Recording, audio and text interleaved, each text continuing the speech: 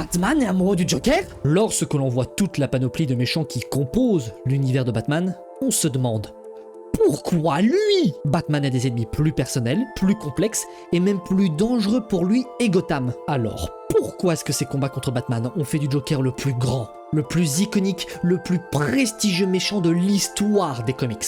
Tellement prestigieux qu'il est devenu un habitué des Oscars lorsqu'on adapte un comics. Eh bien, il le dit lui-même dans cette scène de The Dark Knight.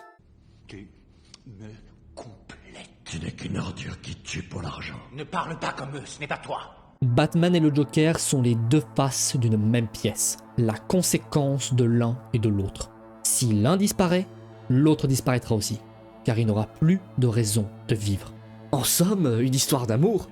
C'est toute la blague du film Lego Batman. Film super, allez le voir par pitié. Cette idée, elle a été exploitée dans une autre histoire, The Killing Joke. Dans cette histoire, le Joker essaye de prouver quelque chose à Batman, et Batman, lui, essaye de comprendre le Joker, et ainsi toutes leurs relations et oppositions sont décortiquées. Tous ces exemples montrent un point important lorsqu'on veut écrire un antagoniste, sa dualité avec le protagoniste. La relation antagoniste-protagoniste doit être à l'image de la relation entre Batman et le Joker. Tout les oppose, mais pourtant quelque chose les relie, les plongeant dans un conflit qui ne peut que mal finir. Mais bon, c'est rigolo de se dire que